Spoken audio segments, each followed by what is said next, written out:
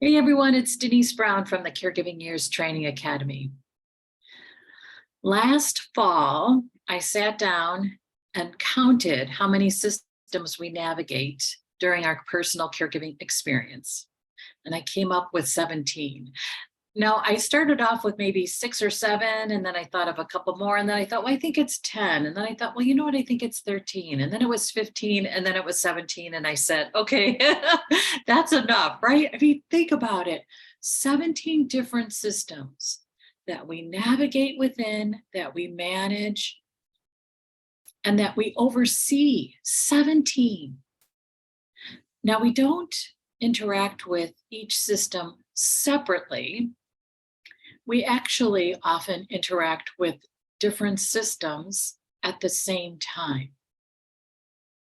So it's not just working with home health to have home health benefits available for your caree.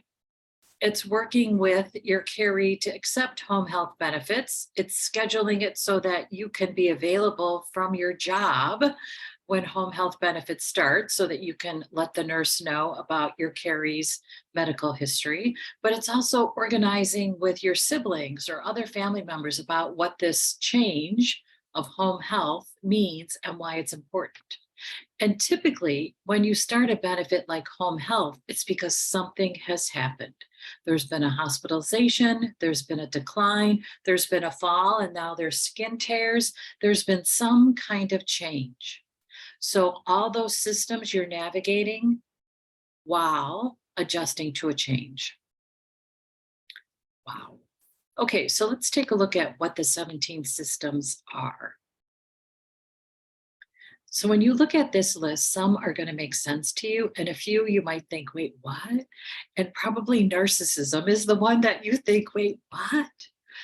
So I think of the definition of narcissism is someone or something that lacks empathy. So it could be someone in your family, it could be someone at work, it also could be a provider.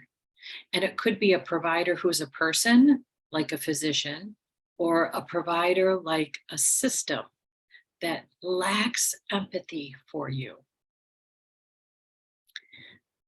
Think about a morning that includes an appointment with a provider who feels like a narcissist to you, who just has no empathy for what you or your caree is experiencing. Imagine needing to take time off from work and ask your narcissistic colleague to cover for you so you can make this appointment with the narcissistic provider. And then imagine after that appointment giving an update to your narcissistic sibling. Oh. So just within that one system, there's 3 persons that you're interacting with within the system of medical. It's overwhelming. Think about how many skills you need to navigate, manage, and advocate within just that example. So people will talk about, well, caregiving, it's just about the tasks and transportation to the doctor's appointment, blah, blah, blah. Well, that's not it. I just gave you an example, right, of what that doctor's appointment sometimes entails. If only it was as easy as picking up your caree, going to the doctor, having a really great experience in the doctor's office, never waiting, easy in and out. The doctor's running on time. You get orders faxed to the home health agency on a timely basis. You get all your questions answered. The doctor really engages in a conversation. And then you go back to work and everybody's like, don't worry, we covered for you, everything's great. And then you send a text message to your sibling who says, thank you, you are amazing and marvelous, thank you. Right? I mean, if only. Okay, so I think I'll just mention workplace. So you might be an employer or an employee. I also want you to think about where care happens as your workplace. And it could be where you manage the system. So where do you take phone calls? Where do you oversee bills? Where do you check in for portals within a healthcare system? That's also a workplace. It could be your caree's home. It could be the facility that your caree resides in. So because you are managing all these systems, you also have a workplace related to your caregiving experience. So I also want you to think about workplace from that perspective. Then let's just look at one more. Nervous system.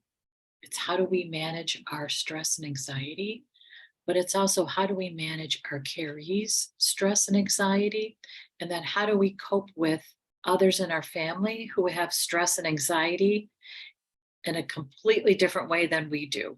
So maybe we're the ones who are calm and have composed conversations when difficult news is given about a caree's prognosis, but there might be others in the family who react to stress and anxiety through anger. So then you're managing that nervous system because it's impacting you. We want to know about what it's like for you to navigate, manage, and advocate within these 17 caregiving systems. So we're starting a project to interview both current family caregivers and former family caregivers about their experiences. We have interns from University of Illinois Community Health Program and certified caregiving consultants who are going to conduct the interviews. We are gathering information about your experiences within the 17 caregiving systems. We're going to ask you to spend 30 minutes with us. It's not going to take longer than 30 minutes. It could take less. We've actually created an agenda so you know what to expect. We're going to ask you, which of the systems do you interact with most? And we're going to ask you to share a couple situations where you've interacted with more than one systems at the same time. We're going to meet with you virtually through Zoom. If you are okay with it, we'll record the interview. If you are okay with us recording the interview, we'll also ask if we can make your interview public. There's no requirement if you would prefer no to both those options, but we want to make it available. Our interns are going to start by interviewing our certified caregiving consultants. So you'll be able to watch some interviews before yours to get a feel for what it's like. The interviews that we record and make public will be part of the Encyclopedia of Family Caregiving, which is a private group on Caring Our Way, which is our community. In addition, if you want, we're asking you to create some kind of visualization that represents your experience of navigating the systems. Now, I put together something in 5 minutes, and I want you to let you know it was only 5 minutes because I don't want you to feel like, oh no, I have to do 30-minute interview and I actually have to create something. It's if you want, because we also would like to collect these visualizations that represent what it's like.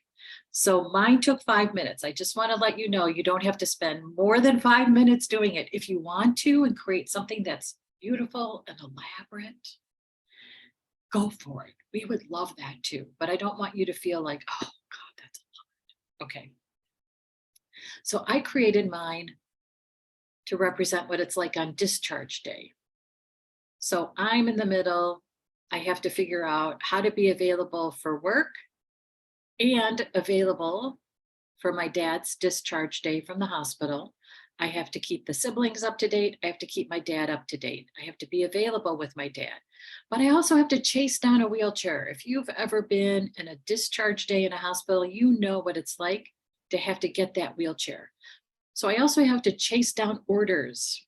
My dad's doctor's terrible about getting orders on a timely basis for discharge.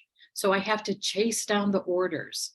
And then I have to figure out when can I start chasing down the wheelchair so I can hide it somewhere in the hospital room, but we have it when they say, okay, your dad can go.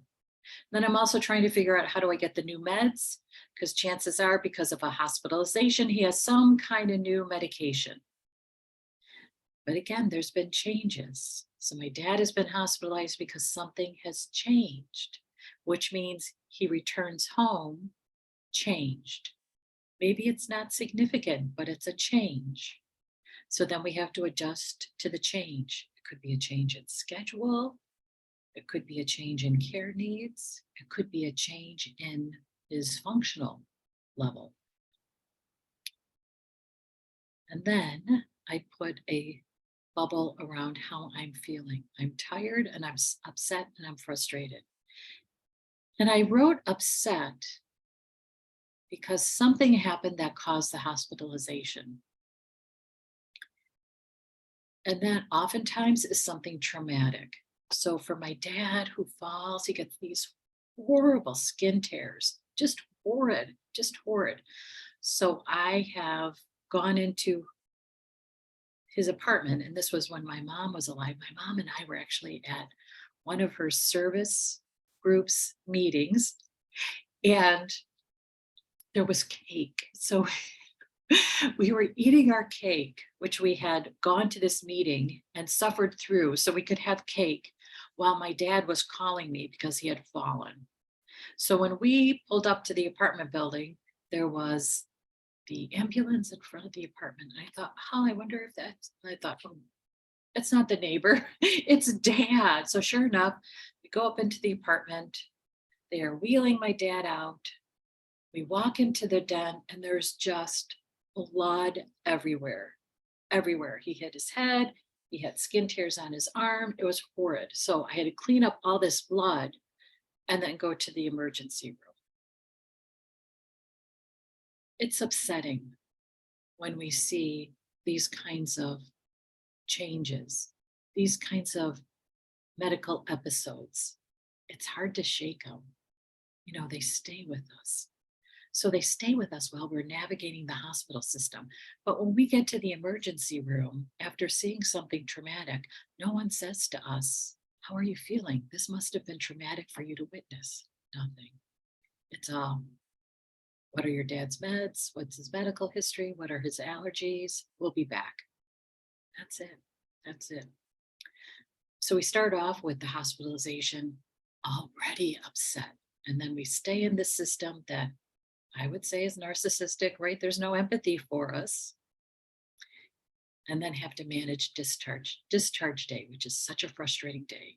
Lots of waiting, lots of running, lots of sitting, lots of running, lots of sitting. Oh. Okay. And I also say that on discharge day, no one ever asks me, when is a good time for you to take your dad home? How will you fit this in your workday? There's just the assumption that I'll just make myself available. There's the assumption you will just make yourself available. You'll just do it. Okay, so that's my graphic circles. I'm not sure what you would call it, but that is what discharge day looks like to me. And you'll notice me in the middle and all the lines come out from me, right? I'm chasing down the orders. I'm filling the meds. I'm chasing down that wheelchair. I'm figuring out the new schedule. I'm adjusting to the changes. Wow. I'm working, keeping my siblings up to date, keeping my dad informed and calm. Wow. I'm tired, upset, and frustrated. So whatever you want to create that represents an experience, a situation, a timeline, an overview, we would love it. We would love it. And what we'll do is we'll create a library of these visualizations as well. If you want, you can sign it. I didn't sign mine, but I will go ahead and sign it. You can sign it. You can keep it anonymous. That's okay with me too. It's just, what does it look like? Okay, so we'd love for you to take advantage of participating in this project. Again, we want to know what it's like for you to navigate these 17 caregiving systems. An interview will take about 30 minutes, but we'll give you the agenda. You'll be able to prepare. You'll know what to expect. And then after you do the 30-minute interview, our certified caregiving consultants are giving you 50 minutes of free coaching. You can use the 50 minutes in any increment. You could do 2 15-minute sessions and one 20-minute session, whatever works for your schedule. You can use the coaches to vent, to strategize, to talk out more about the systems and how to figure out one system that you'd like to figure out some efficiencies around. Whatever works for you, our consultants are ready. They've been trained to be ready for you. So, as a thank you, you'll receive 50 minutes of free coaching with one of our certified caregiving consultants. And it's your choice of consultant as well. We don't assign one to you. We tell you who's available so you can pick the one that seems to be the right fit for you, because I think that's really important too. Okay, so go to careyearsacademy.com for information about how to participate in this project. We are so grateful for you and really want to capture this experience of navigating all these systems. It's important that we capture this experience. We're going to use what you tell us to improve the services that we offer through the consultants, but we're also going to use it to help open up the eyes of others who talk about caregiving but don't get it, because we want better services, better products, better support for you. And we believe one way to create better for you is to capture your stories. That's what this project is about, capturing your stories around these 17 caregiving systems. Okay, so go to careyearsacademy.com. You'll see information about how to sign up. You can register for a time slot that works around your schedule. Again, it's about 30 minutes. You'll be interviewed by either an intern through University of Illinois Community Health Program or one of our certified caregiving consultants. You could have the conversation recorded or not.